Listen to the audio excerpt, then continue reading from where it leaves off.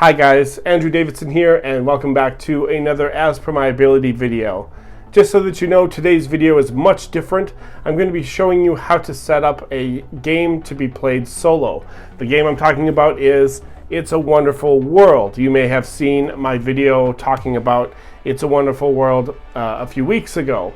I've been soloing the game almost every day, if not twice, because solo games can go quite quickly. So I decided to do something a little unconventional by just taking the handheld and showing you how to set up a solo game and how I set up a solo game. Now, before we continue, I'd like to let everyone know this is not a how to play the game from ground up. This is just how to set it up so that you can play solo, or at least how I like to set it up to play solo. So let's get started, and I'll give you kind of a step-by-step of how to play It's a Wonderful World solo. The first thing that you're going to want to do is pick out your faction to play with during your solo game. You can do this however you want. You can do it blindly and just shuffle and deal one at random. You can shuffle and deal two and then pick one. What I try to do is I usually try to play with one that I didn't use last game or one that I have not used.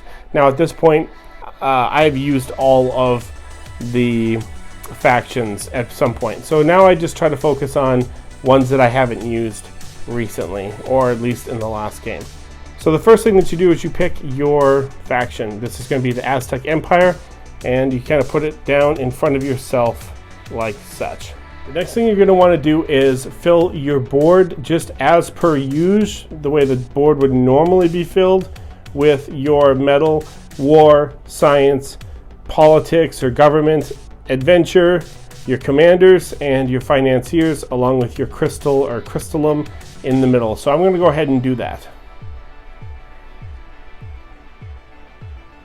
Alright, as you can see, I've set up the board as usual. I've only put out a few cubes. When you play solo, you don't really have to dump the whole bag of cubes out. So as you can see, there's only a few pieces that I've just kind of put out because I'm only playing solo. When you play with more players, yeah, you're going to want to use all the cubes, but I found solo play, yeah, you really don't need to make so much of a mess. The next thing that you're going to do is take the giant deck of cards and you are going to shuffle them. So this is me shuffling the cards. Okay, so then you shuffle them. I'm doing this one-handed. And you place them where they normally would go. Right there. So they're shuffled, just go with it. They're shuffled and they go there. And now here's where we're going to really deviate from the regular game. So far everything is just calm, cool, copacetic for a multiplayer game, but now we get into the multiplayer aspect. What I like to do is I like to put the piles over here. You're going to be drawing and placing face down stacks, 8 stacks of 5 in groups of 2. Now that sounds difficult, but I'll show you what I mean, and I'll talk about how the turn order and the structure is going to work when you play a solo game.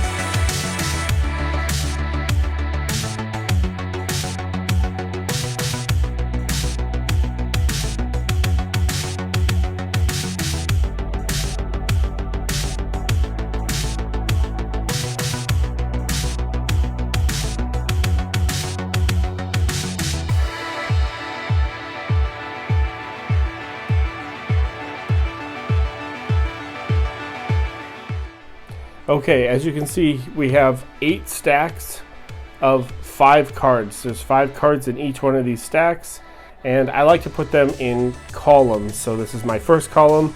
There'll be production in between.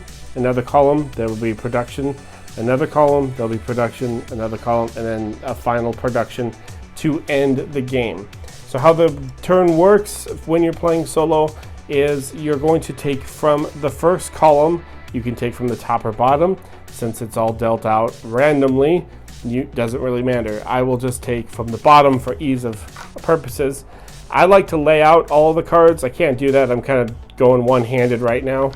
I like to lay out all the cards, and the game works the same. You either decide what you want to put aside to build, to start building, or which cards you want to basically trash or junk for their resource. So I get 1 green for chucking this card. Once you have determined what you want to do with all of the first stack, let's just say, just pretend I junk all of them. Okay, just help me out here. Once I'm done with the first stack, then I take the second stack and I do the exact same thing. I will look at them. I will figure out whether if I want to put them down into my tableau to start working at building them, or if I want to start junking some of them for some cubes so that I can put them on here. However, once you have finished a column, then you go into production. So this is where you will go into the production round, where you'll look at your production, and just like a normal game, you will start with metal and go through. Now, there is always a bonus on top for whoever gets the most production in that color. Well, since you're playing solo, the rules say that you have to produce at least 5 of that color in order to take the bonus. So like this bonus here would be a general or commander. The bonus here would be a financier.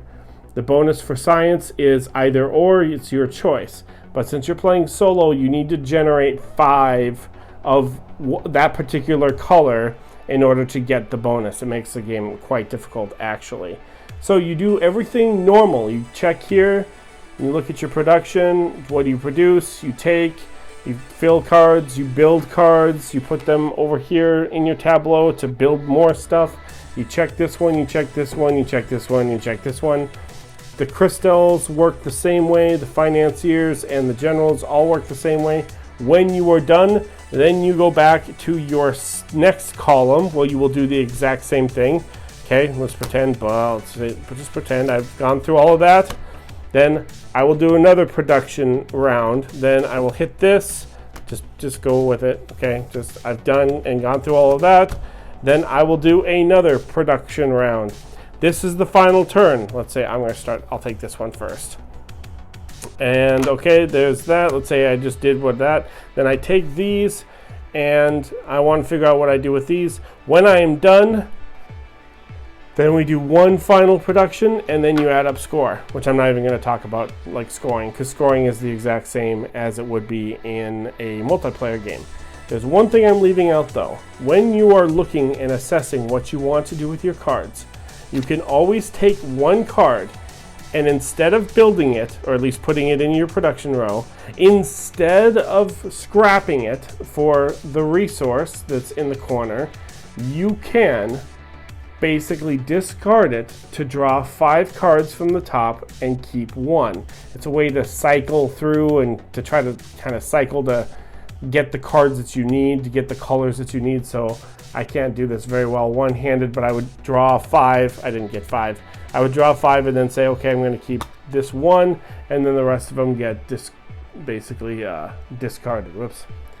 And you can do that as many times as possible. So this new one that I just took, I don't want this one either. So I'm going to do that operation again and draw 5 more and pick 1 to keep and junk the rest of them.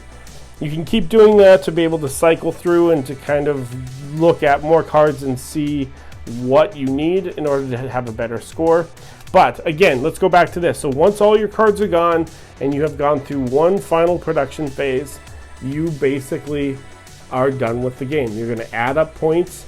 The rule book says that if you get to somewhere around 50 to 60 points, that's a pretty good like standard solo game. Oh, Dios mío. I've not come very close to 60 points in a solo game, because another rule that you need to remember is that the factions have 2 sides. This is the basic faction. All the factions have the 2 metal, the 1 military, and the 1 science. They all have that. That's called side B. If you use side B, then whatever your score is what your score is.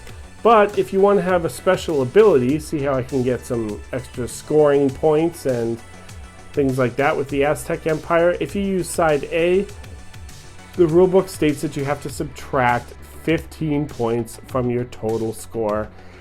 And that's what always kills me while playing this game solo, is I usually have a decent score, but then I minus it by 15 and I'm like, oh, I got 39, great. So that is it. That's everything. That is how I've been playing It's a Wonderful World. Like I said, I've been playing practically at least a game by myself every single day. So there you go. It's a Wonderful World solo setup style. Thanks for watching. Once again, my name is Andrew Davidson, and I will see everyone at the next video.